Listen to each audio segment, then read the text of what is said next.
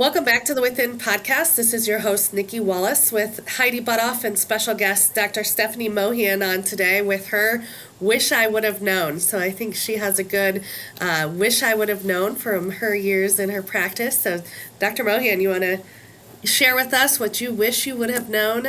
Yeah, I wish I would have known that we have, in dentistry and frankly in medicine, which is my whole entire household, right? My husband's in medicine and I've been in dentistry for 30 years. He's been in medicine for over 30 years, and because he's a little older, which is nice.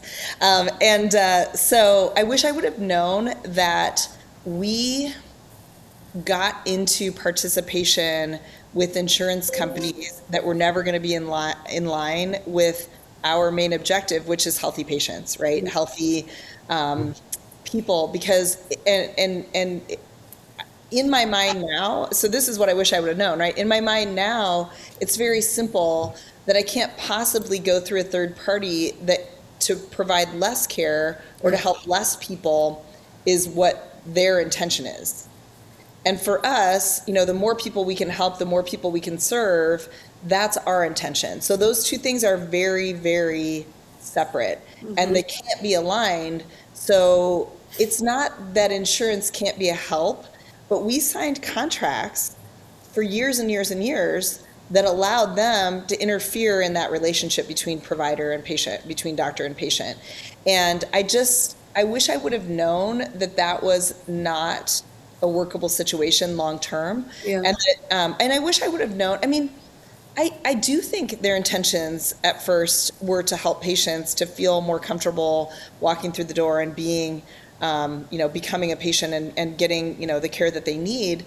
I think it started out that way. I think it was, their intention was probably good. I don't technically believe that anymore. Yeah. When do you think that mindset changed for you? I think when they decided that, so insurance companies set, so if you go to a dental office for an exam or a filling, let's just keep it really simple. If you're contracted with an insurance company, they set the fee that you get paid. Okay.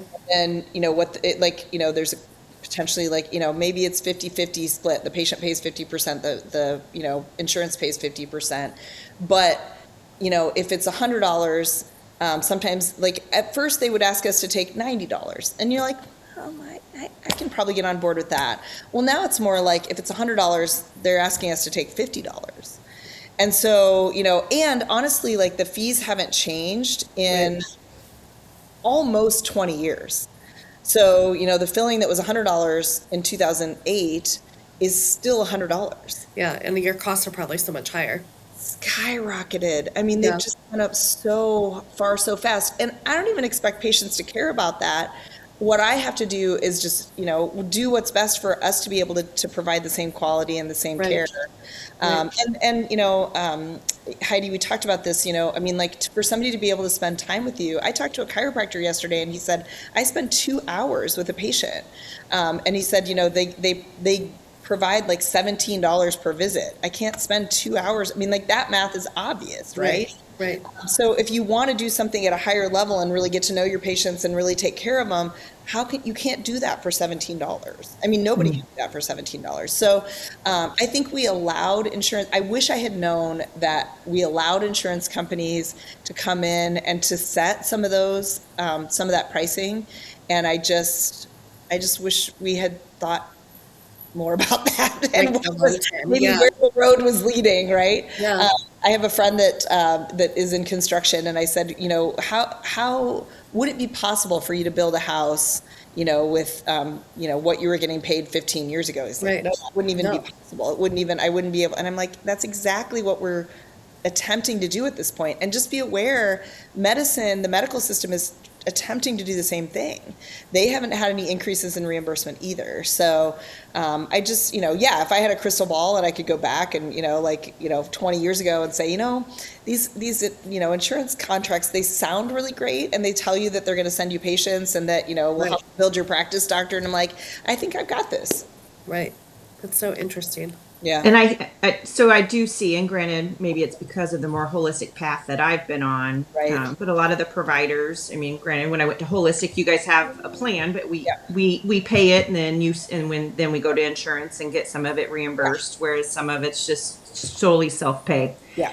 And to your point, I probably am spending more time with those individuals than I would have otherwise if insurance was dictating their time. Yeah. So do you believe that's why more people are either starting out their practices and or changing their practices to incorporate more self-pay? And then how do you I help don't think anybody has the consumer know that? Yeah.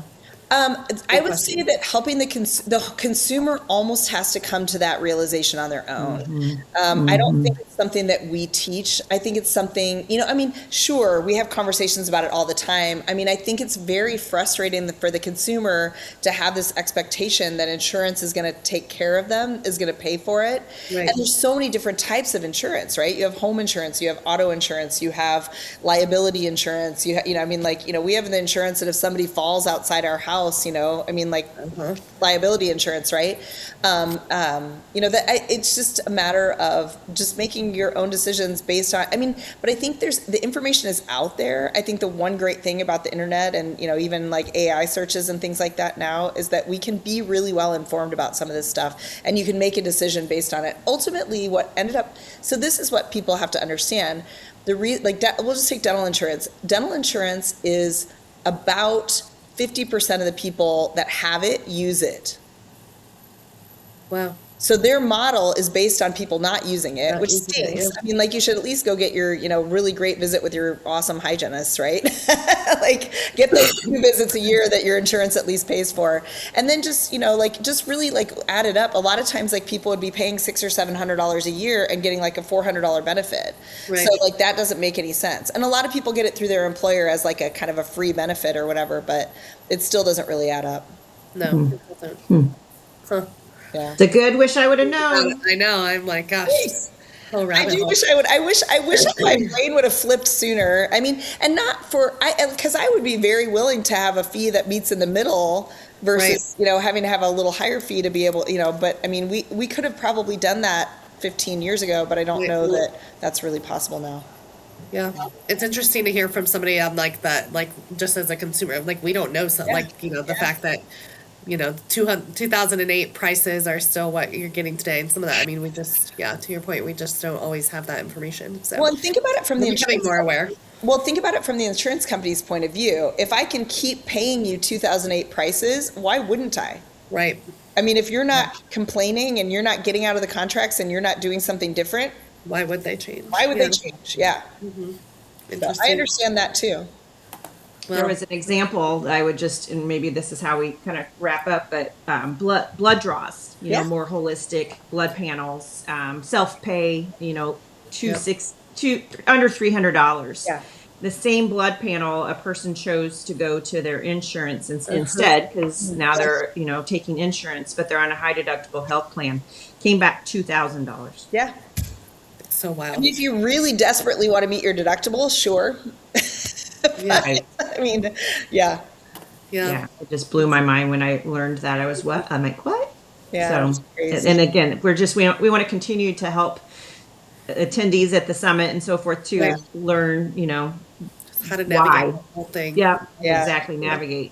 Yeah. Yeah. I think I find this actually that people that are intimidated by math in any way, shape or form, they just shy away from all of those conversations. They're like, I don't know. I'm like, no. It's actually pretty simple math. Just walk through it, Yes. Be informed about, $300 might sound like a lot, but compared to 2,000, that's nothing. No, Yeah. Yeah. Interesting. Fascinating. That's a good one. Well, thanks for sharing and thanks for coming on and doing your wish I would have known. I feel like we got to have you back sometime because you got a lot of good. I would love it. You guys are awesome. Yeah. Probably has more I wish I would have known. That's what I'm thinking. Yeah, I'm just listening to your story. You've learned a lot over the years, so we appreciate the knowledge. The good news is I don't wish that I would have gone into insurance versus being a provider. Yeah. No, I don't think anybody wants that. Yeah. Oh, funny. Well, thanks for coming on. We appreciate it. And thanks for listening to the show. We'll see you all next week.